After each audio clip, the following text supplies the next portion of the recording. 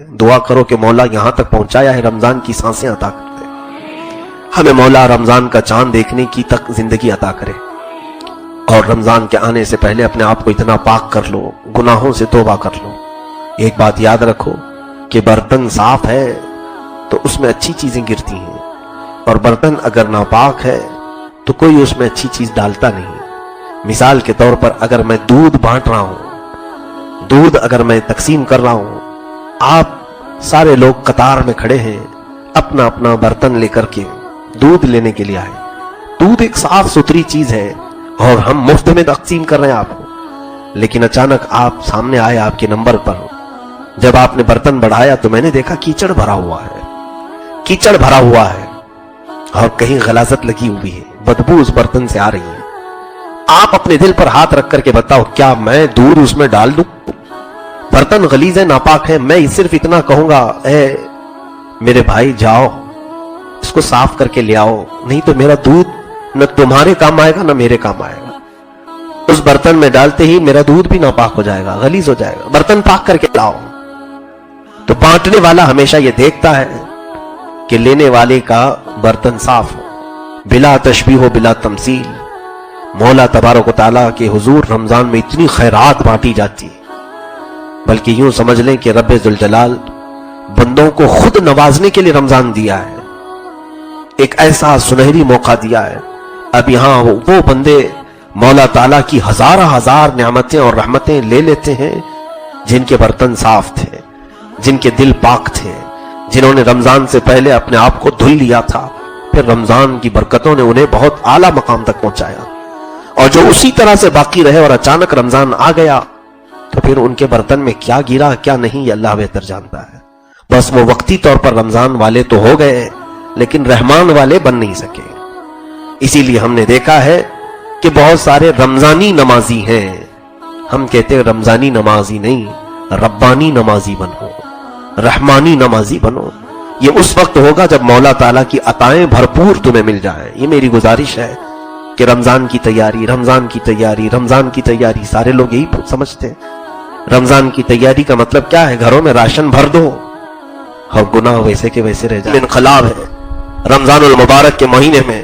ماں عائشہ صدیقہ فرماتی ہیں رضی اللہ تعالیٰ عنہ، رسول کریم صلی اللہ تعالیٰ علیہ وسلم ہمیشہ اصحاب صفہ کے ساتھ افطار کرتے تھے۔ اصحاب صفہ کون ہے جانتے ہیں آپ؟ یہ 70 صحابہ جو گھر سب چھوڑ کر کے آ گئے تھے میرے آقا کی بارگاہ میں، ان کے گھر نہیں تھے، یہ سارے رشتہ داروں کو چھوڑ کر کے آئے تھے، یا تو ان کے گھروں والوں نے انہیں تکلیف دی تھی، انہیں اپنے گھروں سے نکالا تھا، جائیدادیں چھین لی تھی، ان کے گھروں پر قبضہ کیا تھا، مارا تھا، تکلیفیں دی تھی۔ وہ 70 صحابہ حضور صلی اللہ علیہ وسلم کے رحم و کرم پر پلتے تھے۔ مسجد نبوی میں ایک کٹا، ایک چبوترا بنایا گیا تھا، ایک چھپر ان کے سروں پر چھت کے قسم سے ڈال دیا گیا تھا، کھجور کے جو چھال ہوا کرتے، کھجور کے جو پتے ہوا کرتے، اس کی چھت تھی، اور اس کے نیچے یہ 70 صحابہ بیٹھا کرتے تھے، اور ان کے کھانے پینے کا انتظام کیا تھا؟ جو بھی میرے آقا صلی اللہ علیہ وسلم کی بارگاہ میں صدقات پہنچتے تھے، ہدایا یا تحفے پہنچتے تھے، میرے آقا صلی اللہ علیہ وسلم انہی صحابہ کے درمیان وہ تقسیم کر دیتے تھے، ان کو کھلا پلا دیا کرتے تھے۔ انہی 70 صحابہ اکرام کو، جن غریب اور مسکین جس کو ہم دنیا میں کہتے ہیں، اس طرح کی کیفیات ان کے اوپر طاری تھیں۔ رسول کریم صلی اللہ علیہ وسلم ہمیشہ آپ کا معمول تھا کہ ان صحابہ کے ساتھ بیٹھ کر کے افطار کرتے تھے۔ کہیں ان کے ذہن میں یہ بات نہ آئے کہ اللہ کے نبی صلی اللہ تعالیٰ علیہ وسلم، آپ کے لیے پوری دنیا بچھا دی گئی ہے، آپ اپنے ساتھ اچھی اچھی چیزیں کھا رہے ہوں گے اور ہم غریب صحابہ جو بچ جاتا ہے وہ کھا لیتے ہوں گے۔ نہیں، رسول کریم صلی اللہ علیہ وسلم اپنے حجرے سے نکل کر ان صحابہ کے درمیان میں بیٹھتے تھے، ان کے ساتھ وہی کھاتے تھے جو وہ صحابہ کھا رہے ہیں۔ بلکہ ایک برتن میں دودھ اگر آتا، اللہ کے حبیب صلی اللہ علیہ وسلم صرف اس کو منہ لگا کر کے دے دیتے، سارے 70 صحابہ اس ایک پیالے سے افطار کر لیتے تھے۔ یہ کیفیت افطار کی رمضان المبارک میں رسول کریم صلی اللہ علیہ وسلم کے ساتھ بیٹھے ہوئے صحابہ کی تھی۔ ماں عائشہ صدیقہ رضی اللہ تعالیٰ عنہ فرماتی، لیکن افطار اذان ہونے سے پہلے پہلے بیٹھے کس کے ساتھ ہیں؟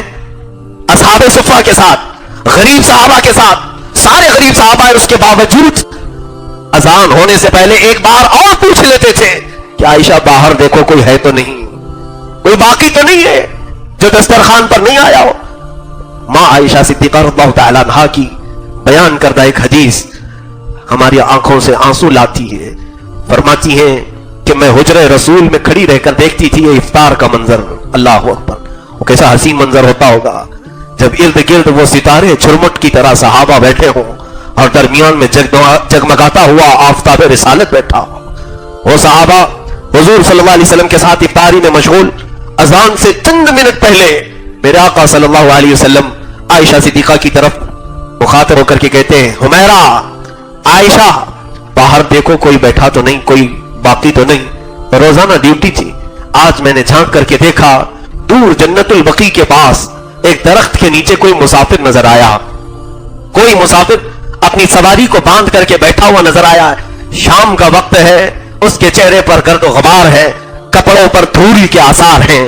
اندر سے کہتی یا رسول اللہ صلی اللہ علیہ وسلم, کوئی تو دور بیٹھا ہوا دکھ رہا ہے کون یہ پتہ نہیں ہے, مدینے کا تو نہیں لگتا, باہر سے آیا ہوا دکھتا ہے. افطار میں چند لمحے باقی تھے, دسترخوان چھوڑ کر میرے آقا اٹھ گئے اور میرے آقا صلی اللہ تعالی علیہ وسلم چلتے ہوئے اس جنت البقیع کے درخت تک گئے جہاں پر وہ مسافر اپنی سواری کو باندھ کر بیٹھنے کی کوشش کر رہا تھا. حضور اس کے قریب گئے, جا کر کے پوچھتے تو کون ہے, کہاں سے آیا ہے؟ کہا بڑا لمبا سفر طے کر کے آیا ہوں. سفر کی تھکان الگ تھی, چہرے پر گرد و غبار کے آثار الگ تھے. وہ بیٹھ رہا تھا, پوچھا میرے آقا صلی اللہ علیہ وسلم نے کچھ کھانے پینے کو ملا, اسی منزل کے لیے آیا ہے یا اس سے آگے بھی جانا ہے؟ کہا کھایا پیا نہیں ہو اور منزل یہی ہے, یہی پر آیا ہوں. میرے آقا صلی اللہ تعالی علیہ وسلم اس کا ہاتھ پکڑ کر کے کہتے چلو ہمارے دسترخوان پر ساتھ بیٹھ کر کے کچھ کھا پی لیا جائے. وہ ساتھ میں آیا. اللہ کے حبیب صلی اللہ علیہ وسلم اپنا پیالہ جو دودھ پی رہے تھے وہ اسے دے دیا, اس مسافر کو. اس نے پیٹ بھر کر کے پی لیا. آج سارے صحابہ کھجور کی ایک گٹلی کو چوس کر سارے لوگوں نے افطار کر لیا. ایک کھجور پر ساروں کا افطار ہو گیا. اخیر میں وہ بندہ پوچھتا ہے میری منزل یہ تھی, میں ایک شخص کو تلاش کرتے آیا ہوں جس کا بڑا چرچا میں نے سنا ہے, اس کا نام محمد ہے, وہ یہاں کہاں رہتا ہے؟ صحابہ کی آنکھیں بھیگ گئی. کہا جس نے تجھے سیراب کیا وہی محمد تو ہے, جس نے تیرا ہاتھ پکڑ کر تجھے منزل تک لایا وہی محمد تو ہے.